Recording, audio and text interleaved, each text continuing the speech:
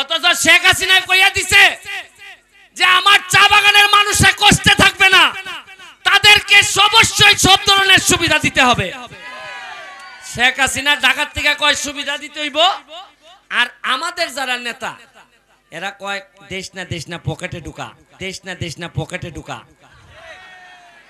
এখন পর্যন্ত কেউ জননেত্রী শেখ হাসিনার কাছে গিয়া বলে নাই আমি এমপি হওয়ার 1 মাসের মধ্যে, আমি জানি না যারা তরুণ আছে তারা ফেসবুকে দেখে থাকতে পারেন, নেত্রীর সামনে দাঁড়াইয়া বলছি মাননীয় প্রধানমন্ত্রী আপনি চা বাগানের মানুষের মা, তারা আপনাকে মা মনে করে, আপনি ছাড়া তাদেরকে কেউ রক্ষা করবে না। আমি বলছি যে যতদিন আমি এমপি আছি আমি চেষ্টা করে যাব তাদের দাবি দেওয়া। আমার কথা হইল যে ভোট দিছেন আপনারা বক্তব্য দেওয়ার আগেই, আপনারা ওইভাবে আমারে চিনতেনও না, তারপরও আপনারা আমারে ভোট দিয়ে সম্মানিত করছেন। আমার এখন আগামী 5 বছর কোনো বক্তব্য দেওয়ার কাজ না, আমার কাজ হইল গিয়া কাজ করে আপনাদের হৃদয়ে জায়গা নেওয়া, এটাই আমার কাজ।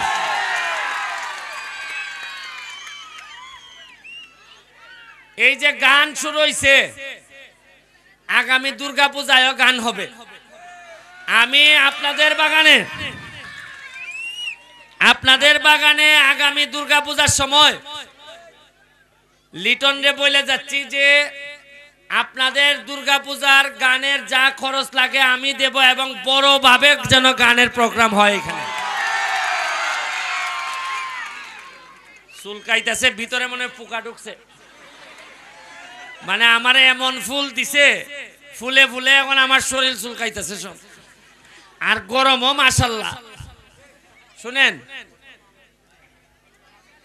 আপনারা আশ্চর্য হবেন, এত বছর ধরে এমপি মন্ত্রী আসে, চা বাগানের যে চায়ের দাম কম, এখন পর্যন্ত কেউ জননেত্রী শেখ হাসিনার কাছে গিয়া বলে নাই আমি এমপি হওয়ার 1 মাসের মধ্যে, আমি জানি না যারা তরুণ আছে তারা ফেসবুকে দেখে থাকতে পারেন, নেত্রীর সামনে দাঁড়াইয়া বলছি মাননীয় প্রধানমন্ত্রী আপনি চা বাগানের মানুষের মা, তারা আপনাকে মা মনে করে, আপনি ছাড়া তাদেরকে কেউ রক্ষা করবে না। আমি বলছি যে যতদিন আমি এমপি আছি আমি চেষ্টা করে যাব তাদের দাবি দেওয়া। মজার জিনিস কি জানেন, আপনারা কি কখনো দাবি দাওয়া করে কি আমাদের কাছে নেতাদের কাছে কি আপনারা হীরা চান, স্বর্ণ চান, গলায় হীরার মালা চান? সামান্য আপনারা শুধুমাত্র মন্দির চান, রাস্তাটা চান, বলেন যে একটা মাঠ বানাই দেন, একটা স্কুল বানাই দেন, আর নাট মন্দির আপনারা চান। এই 4টা জিনিসই মাত্র চান। আর নালুয়া বাগানে বা বিভিন্ন বাগানে মসজিদ আছে, মসজিদও চান। তো এই 4টা জিনিস দিতে পারে না কেন নেতারা? এখন প্রশ্ন হইল যে আমি কেমনে পারমু দিতে? মাত্র 4 মাস হয়েছে এমপি হয়েছি। কয় মাস হয়েছে? আবার বলেন কয় মাস হয়েছে? আপনি কি জানেন যে আমি বরাদ্দ কত পাইছি? বরাদ্দ মানে কি জানেন? মানে আপনাদেরকে রাস্তাঘাট এগুলা বানাই দেওয়ার জন্য, খরচ করার জন্য টাকার বরাদ্দ হইছে 29 কোটি টাকা। কত টাকা? আবার বলেন কত টাকা? আমি বলতে পারি গত যে আইলো নেতারা, এরা একজনও বললো না কি জন্য। এর মানে বুঝেন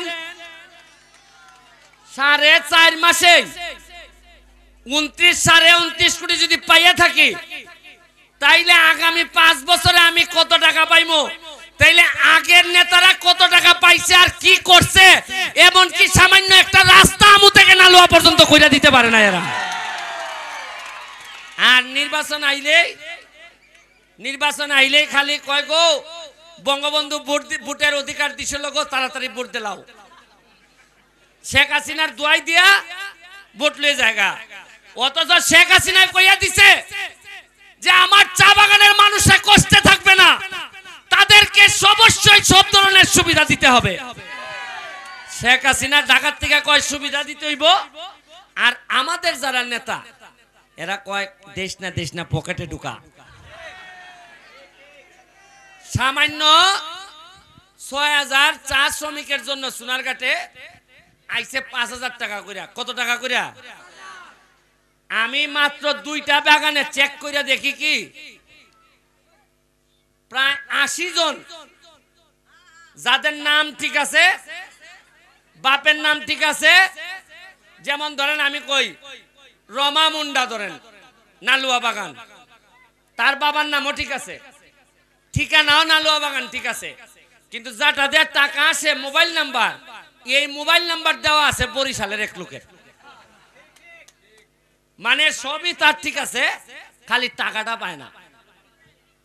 আরেকটা আছে ৫,০০০ টাকা দিতে গেলে নেতারা আবার কয় তোরে ৫ দিমু, তুই আমার ২ দেশ।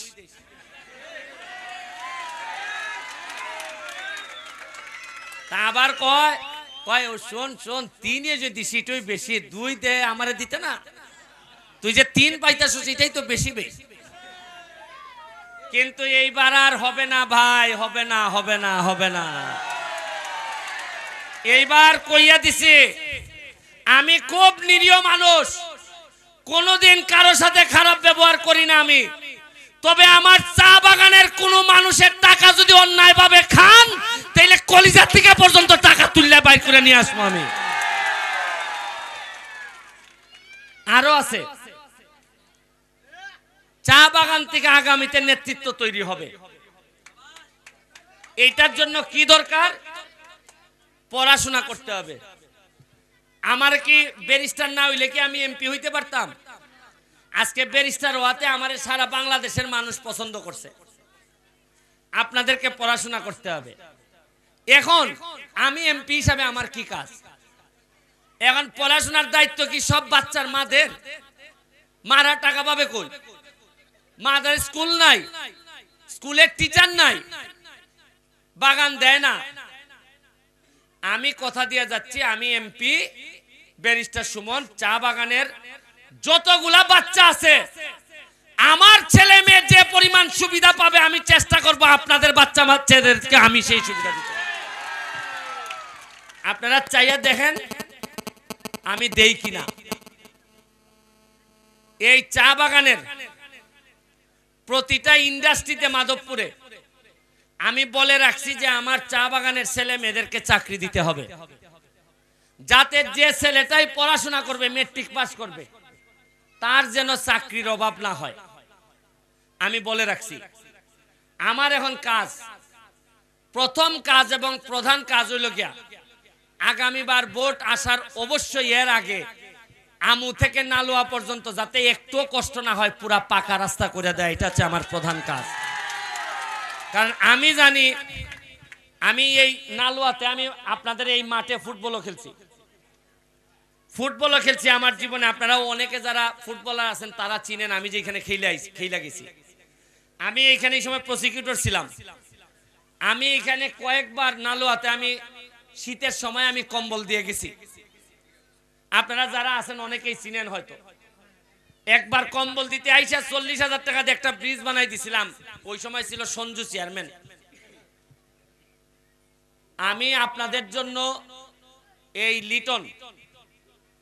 লিটন এই পর্যন্ত যা যা চাইছে আমুর নালুয়ার ব্যাপারে আমি সব বলছি যে আমু নালুয়ার ব্যাপারে যদি প্রশ্ন আসে, তোমার যা লাগে বরাদ্দ আমার কাছে যা আছে সব নিয়ে যাবা। কারণ আমি আমার সকল বরাদ্দ দিয়া আমার নিজের ইনকামের টাকা, রুজির টাকাও যদি আমু নালুয়া দেই, তাতেও এদের ঋণ আমি পরিশোধ করার মতো না, যে ঋণগ্রস্ত এরা আমার করছে।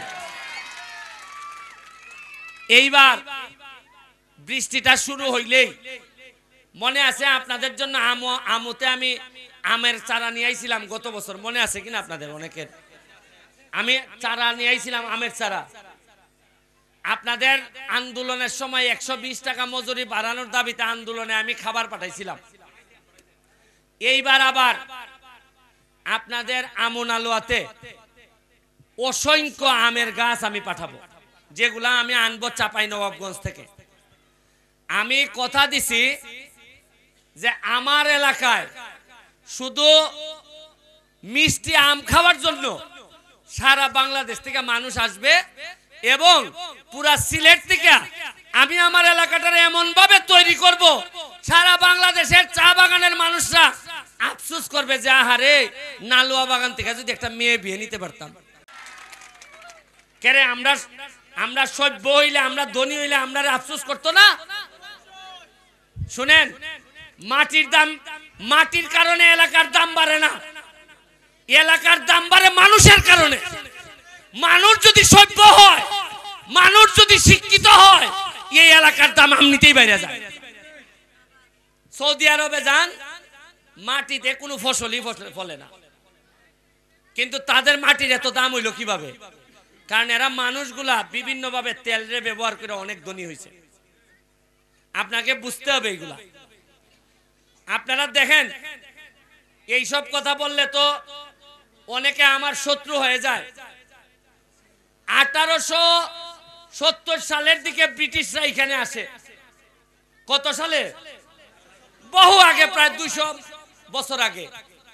চা বাগান এখানে এত সময় ধরে চা বাগান আছে, কেন চা বাগানের মানুষের ভাগ্য বদল হয় না? অন্য সবার ভাগ্য বদল হয়, চা বাগানের ভাগ্য বদল হয় না কেন?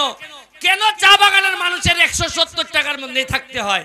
কারণ বেশিরভাগ নেতারা চায় না যে চা বাগানের মানুষরা ধনী হোক। এইটা আমি চাই না, আমি ব্যারিস্টার সুমন এটা চাই না। কারণ আপনাদেরকে কিছু করার আগে আপনারা আমার এমপি বানাই দিয়েছেন, যে সম্মানিত করছেন, এই সম্মানের দান, এই ঋণ আমি কোনোদিন পরিশোধ করতে পারবো না। আমি আপনাদের কাছে আশীর্বাদ চাই, আপনাদের জন্য আশীর্বাদ দিয়ে যাচ্ছি। আমি কথা দিছি সৃষ্টিকর্তারে যে আমার রক্তের মধ্যে যেন, আমার বাচ্চা কাচ্চার রক্তের মধ্যে যেন আপনাদের বাচ্চা কাচ্চার হক কোনো হারাম যেন না ঢুকে। আপনাদের বাচ্চা কাচ্চার টাকা মাইরা যেন আমি আমার বাচ্চা বাচ্চারে না খাওয়াই।